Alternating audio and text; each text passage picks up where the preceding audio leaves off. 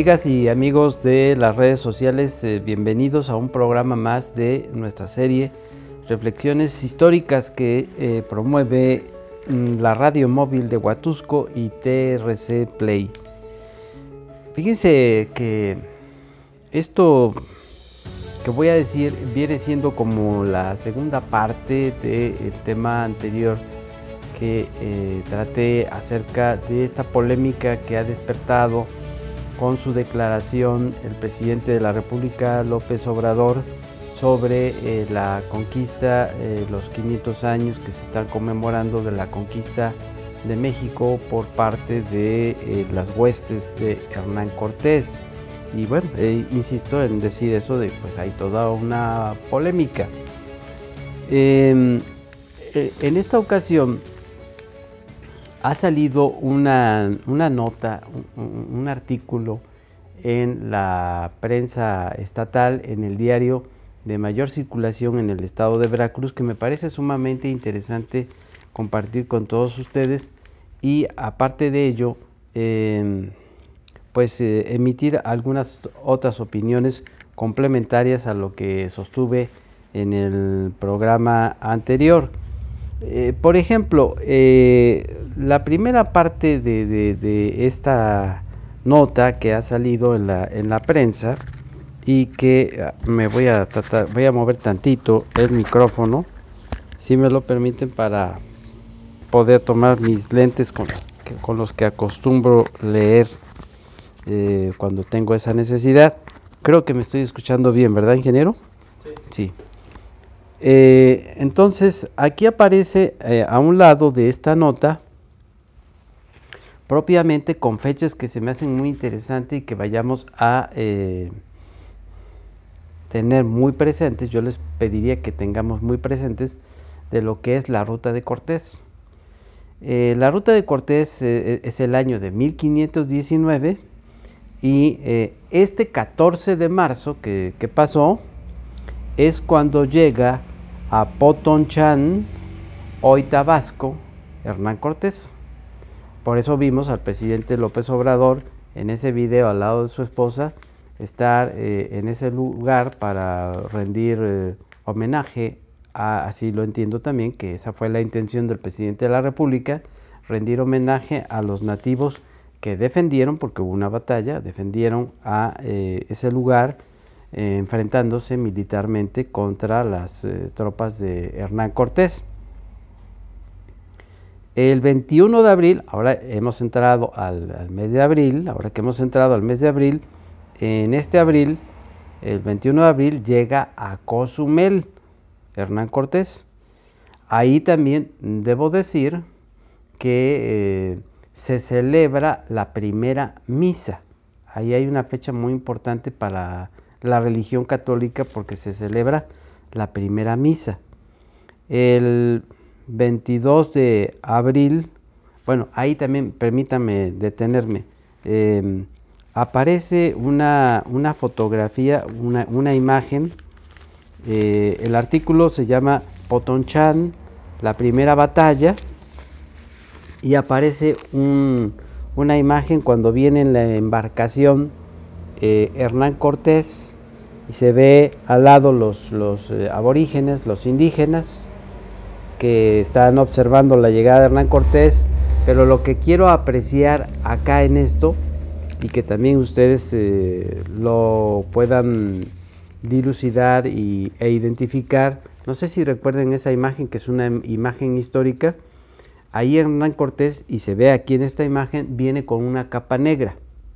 Esto lo estoy resaltando porque en las celebraciones de esta Semana Mayor, de esta Semana Santa, pues son de honda significación para nosotros los mexicanos también, ya como producto de un mestizaje. Son de honda significación porque la pregunta que surge es, ¿por qué Hernán Cortés venía con una capa negra? Porque este próximo Viernes Santo de la Semana Mayor se conmemoran esos 500 años de cuando llega a este lugar Hernán Cortés y lleva portando la capa negra porque era Viernes Santo. Él llega en un Viernes Santo y como católico que era, Hernán Cortés era muy católico, entonces se colocó la capa negra para recordar que era el día en que había muerto Jesucristo. Recuerden ustedes que también esto es una explicación también cómo en el pasado la generación adulta se debe acordar que en las generaciones pasadas de nuestros abuelos, nuestros bisabuelos, sobre todo de nuestros abuelos y bisabuelos, había la costumbre por parte de hombres y mujeres que durante la semana mayor la gente vistiera de color negro. Entonces, eso es tan importante esta fecha en cuanto a esos signos históricos que nos fusionan entre una cultura y otra. Por eso es el encuentro entre dos culturas. Dos culturas, ha dicho Eduardo Matus Moctezuma, el antropólogo que descubrió los restos de la Coyolxauhqui, que ha trabajado sobre eso, y el Templo Mayor, que hoy es una cosa hermosa e interesante, que está en el centro histórico de la Ciudad de México. Él ha dicho que es el encuentro de dos culturas con modelos y planes y métodos y visiones ideológicas pues completamente distintos. El 22 de abril funda la Villarrica de la Veracruz, Hernán Cortés. Es cuando llega a el puerto de Veracruz. Ahí en ese 22 de abril él va a crear el primer ayuntamiento de la Nueva España, de lo que sería el territorio de la Nueva España. Eso también es de honda significación. ¿Por qué razón? Pues porque Hernán Cortés ya viene con esa visión jurídica y de política de gubernamental, de separarse, aunque era su pariente político el gobernador de Cuba, Diego de Velázquez, y había trabajado para él, pero también recordemos que Hernán Cortés viene a lo que son las costas de Mesoamérica, al Golfo de México, sin la autorización de Diego de Velázquez. Lo desafía esa autoridad. Pero hay que decirlo que Hernán Cortés pues había estudiado en la Universidad de Salamanca, tenía conocimientos de derecho, conocimientos jurídicos y de política, obviamente. Entonces, muy visionario, muy inteligente, crea el ayuntamiento, el primer ayuntamiento en el territorio de Mesoamérica, en las costas de Veracruz, en lo que es el puerto de Veracruz, para brincarse la jerarquía de Diego de Velázquez, el gobernador de Cuba, y entrar en una conexión directa con la corona española. O sea, eso es una medida inteligente. Y viene también ahora la fecha que voy a resaltar. El 18 de agosto pasa por Jalapa. Aquí me voy a detener en esta explicación que me parece sumamente interesante. Dice el historiador Alejandro Rosas que el puerto de Veracruz es el que está obligado a llevar a cabo con toda la trascendencia, con toda la magnitud, las conmemoraciones, los actos importantes sobre esta fecha histórica, por lo que acabo de decir. Y luego del puerto de Veracruz va a la Antigua. Y como viene acompañado por jerarcas religiosos, ¿quiénes son esos jerarcas religiosos? Son monjes franciscanos que pertenecen a la orden religiosa de San Francisco de Asís. Cuando él clava la espada en la playa del puerto de Veracruz para significar su presencia, a un lado hay las imágenes, el fraile franciscano coloca la cruz, ¿no? Y muestra la cruz a los nativos, a los aborígenes. Regresando de una pausa, voy a explicar un poco más a detalle de esto que estoy hablando, así que los invito a que no se muevan de su centro de interés y regresamos inmediatamente de la pausa.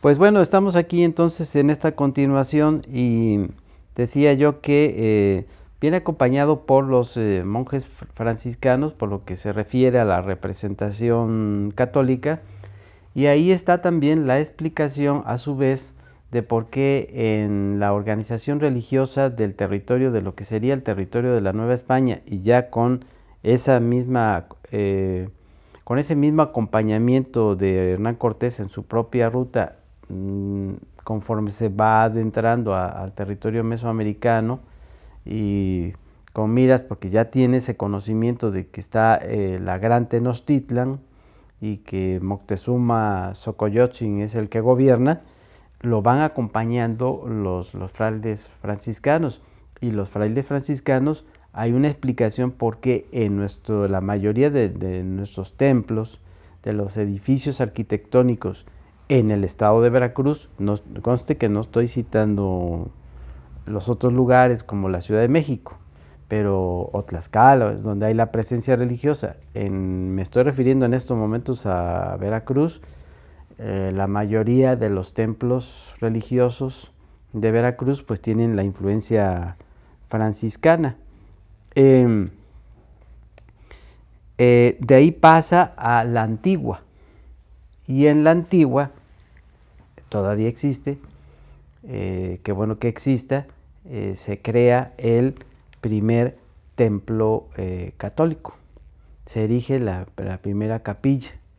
En la Antigua también ahí va a dar autorización Hernán Cortés de que se cree, de que se genere la Inquisición, la Santa Inquisición, el Santo Oficio, que fue terrible, ¿eh? Fue abominable.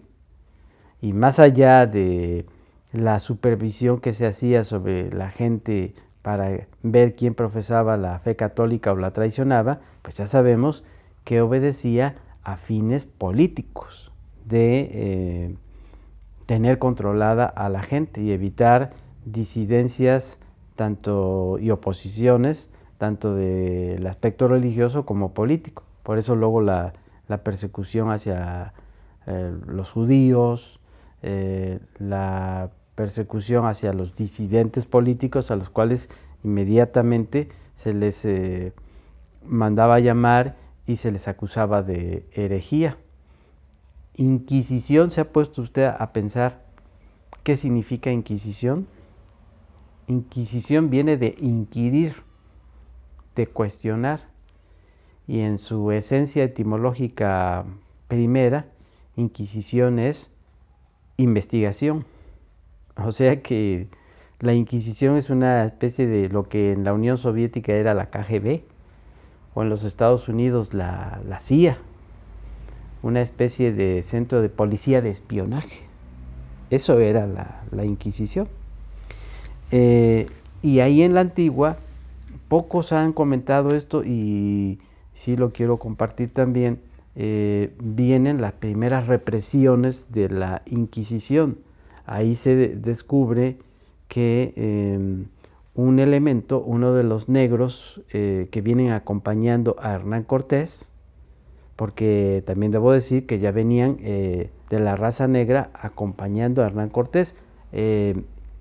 En uno de los murales, como por ejemplo me quedo pensando cuando se da el encuentro con Moctezuma Xocoyotzin, va con él un negro, y el negro que va con él es su cocinero.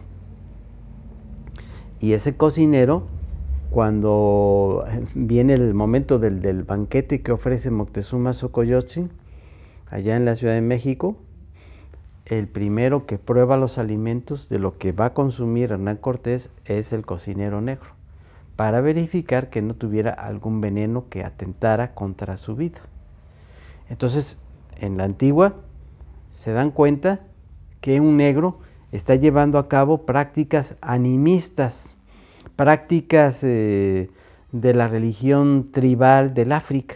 Y entonces es inmediatamente llevado es de los primeros casos para ser analizado y enjuiciado por la Inquisición. Y luego uno de los soldados de Hernán Cortés también se le descubre teniendo una práctica de acuerdo con la religión judaica y es castigado por la Inquisición. Qué interesante dato, ¿no? Eso ocurre en la antigua. Viene entonces el 18 de agosto, en el mes de agosto, pasa por Jalapa. También hay que citar que después de la antigua va a encontrarse con el territorio de Zempoala, los zempoaltecas. Ahí viene la gesta esa de, y va a surgir un personaje interesante, el cacique gordo, y hay imágenes. Hay una imagen que plasma el alcalde de Jalapa, el doctor Hipólito Rodríguez Herrero, que es un investigador que ha investigado mucho también sobre estos temas. Tiene un libro que sugiero, que se llama Jalapa, una ciudad hecha por el mar, y allí plasma el momento en cuando Hernán Cortés pasa por Zempoala y tienen el encuentro con el cacique gordo, y entonces se puede apreciar en esa pintura, en esa imagen, cómo están a las risas los soldados españoles, y porque se topan con el cacique gordo. Pues imagínense lo voluminoso de cuerpo y con su vestimenta, pero más les llamó la atención lo voluminoso de su cuerpo, y eso les causaba mucha risa. Y el 18 de agosto pasa por Jalapa. En Jalapa, esa es una de las cosas ahora que estoy citando al alcalde de Jalapa, que nosotros como Consejo de la Crónica estamos teniendo un planteamiento, hemos hecho un planteamiento en el puerto de Veracruz, mientras que en el puerto de Veracruz ya hay un programa de actividades donde van a intervenir historiadores, pero nos van a hablar del tema de la conquista de México. Ellos van a manifestar la visión europea, y nosotros como Consejo de la Crónica estamos manifestando que aquí viene la parte interesante que yo quiero resaltar. Estamos manifestando, ahora sí que me enlazo con ese malestar o ese planteamiento que ha hecho el presidente López Obrador de que el Vaticano y que el gobierno de España deben pedir perdón de manera colectiva, de manera pública, y cómo concluye en el programa anterior diciendo que nos dejen a los que estamos interesados, a los que tenemos el compromiso con el conocimiento, debatir esto, no tanto en el terreno político, sino que nos dejen debatir más en el terreno de la cultura y del conocimiento. Ok, a ver, si el rey de España toma la decisión, ante eso que ha pedido el presidente López Obrador, toma la decisión de pedir perdón, ¿qué ocurriría si el rey de España pide perdón? Pues bien, adelante, ¿no? Si el Papa pidiera perdón, pues adelante, pero que esto no entorpezca las relaciones que hemos tenido en todo este tiempo, ¿no? Pero lo que yo me centro aquí es en esto que estoy platicando.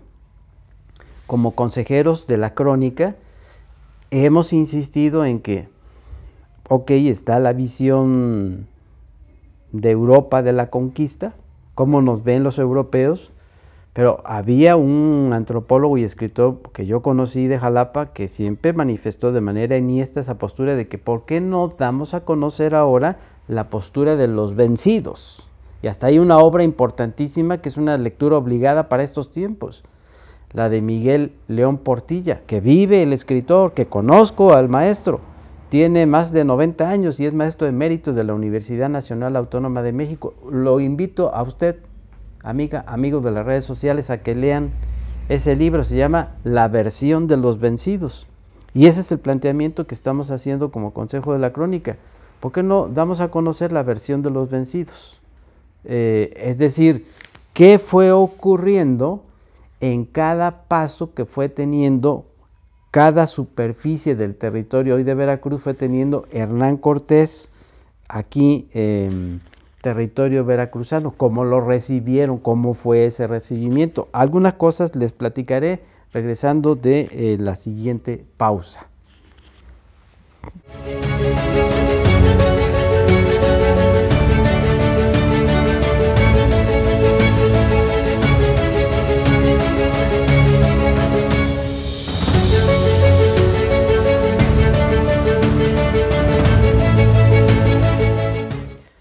Pues estamos en este último bloque, voy a tratar de ser más sintético para el tiempo que tenemos disponible, y lo que estamos planteando los consejeros de la crónica es que vamos a dar a conocer cómo fue el comportamiento de los indígenas, de nuestra gente prehispánica, de nuestras comunidades. A ver, ¿qué lugares recorrió del estado de Veracruz? Ya cité el puerto de Veracruz, Zempoala, con el recibimiento del cacique Gordo, la Antigua, y Jalapa. En Jalapa hay un recibimiento muy importante, muy sui generis, Coatepec. De ahí lo llevan a, entonces no se llamaba Jico, se llamaba Jicoximalco, lo llevan a Jicoximalco. Hay un paso por Teocelo hasta llegar a Izhuacán de los Reyes, o sea que esa es la ruta de ascenso que va a ir en dirección hacia el altiplano. Luego va a venir el recibimiento con los tlaxcaltecas, y luego con Cholula, Puebla, en donde hay un enfrentamiento militar terrible, hay que decirlo también, ¿no? Porque lo que dice el presidente López Obrador, que fueron sangrientos los encuentros, sí, tiene razón el presidente López Obrador, se dieron encuentros sangrientos. Esa batalla de Cholula, Puebla fue terrible, terrible, terrible. Entonces, nosotros queremos, como decía el antropólogo Carlos Antonio Castro, ¿por qué no le prestamos atención a las crónicas de nuestros pueblos prehispánicos, de los vencidos? ¿De dónde se abrevan esas fuentes de información? Se abrevan de lo que vienen siendo los códices prehispánicos, lo que vienen siendo los cronistas también prehispánicos, que los hay, y lo mismo a través de la tradición oral. Eso es lo que estamos planteando como consejo de la crónica. Sigo en aras del tiempo que disponemos, voy diciendo las demás fechas. Entre el 16 y 18 de octubre ocurre la matanza de Cholula, que fue esa batalla muy cruenta, muy cruel. El 8 de noviembre llega a Tenochtitlan, y el 14 de noviembre toma de prisionero a Moctezuma Xocoyotzin. En 1520, 15 de mayo, matanza del Templo Mayor. El 30 de junio, la Noche Triste. O sea que hay toda una serie de actividades que nos esperan a todos los que estamos comprometidos para describir y presentar a la opinión pública todos estos hechos. 30 de junio, la Noche Triste. Entre julio y octubre, Cortés de 1520, Cortés realiza alianzas para atacar Tenochtitlan. Recuerden lo que dije en el programa, hizo alianzas también, porque había inconformidades hacia la política tributaria férrea de los mexicas sobre el resto de los demás grupos. En diciembre de 1520 inicia el asedio a Tenochtitlan. En 1521 van a continuar las reflexiones históricas. El 16 de abril el ejército de Cortés entra en Xochimilco. El 30 de mayo comienza el asalto final de Tenochtitlan o Tenochtitlan, y el 13 de agosto de 1521 captura de Cuauhtémoc y caída de la gran Tenochtitlan o Tenochtitlán, como decían los españoles. ¿Qué quiero resaltar entonces con esto para ir concluyendo? Es importante que los que estamos comprometidos con el conocimiento, los que hemos pertenecido a la comunidad intelectual, demos a conocer a la opinión pública todo lo que hemos estudiado acerca de estos hechos históricos. Y en función de eso, hay un libro que es una charla que yo estoy programando. Hay un libro que despertó para que vean cómo se ha generado esto de la polémica. Allá por 1990, 91, el escritor, lamentablemente ya fallecido, José Fuentes Mares, sacó un libro que yo lo tengo, y ojalá tenga oportunidad, conforme esté pasando y nos estemos adentrando a estas actividades, de comentarlo aquí delante de las cámaras y micrófonos de este medio de comunicación. José Fuentes Mares, originario de Chihuahua, presentó un libro que se llamó, o se llama, Hernán Cortés, el hombre. Eso generó una polémica, y entonces hubo un programa que en ese momento se inauguraba y que promovía en Canal 9, Jacobo Zabludovsky, donde llamó a dos escritores, a José Fuentes Mares para defender esa postura de Hernán Cortés, en donde hablaba de luces y sombras, pero también hacía una defensa de Hernán Cortés, y el cuestionamiento de Hernán Cortés con la llegada de los españoles, de un escritor oaxaqueño, que tuve la fortuna también de conocerlo, Andrés Enestrosa, y ahí miren, sacaron chispas.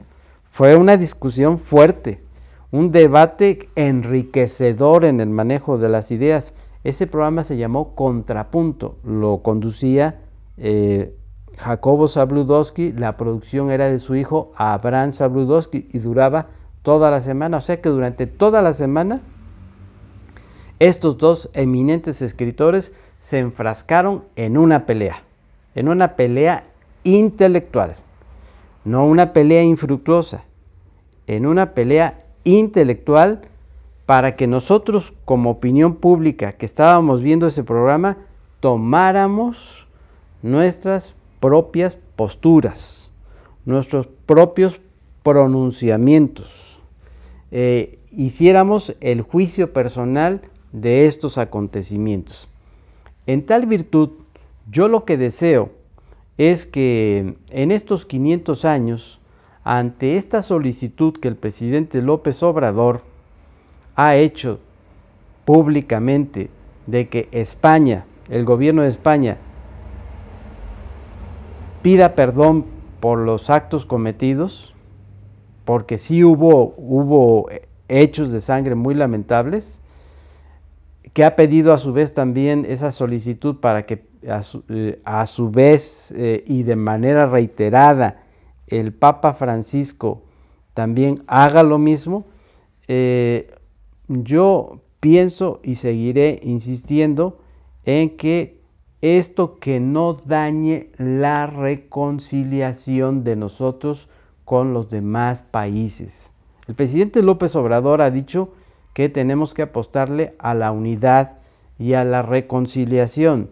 Entonces, este asunto político que ha emergido por sus propias declaraciones, pues que no dañe las relaciones que tenemos con estos dos estados de gobierno, ¿no? ¿Por qué razón? Pues porque somos un mestizaje. ¿Qué salió como resumen?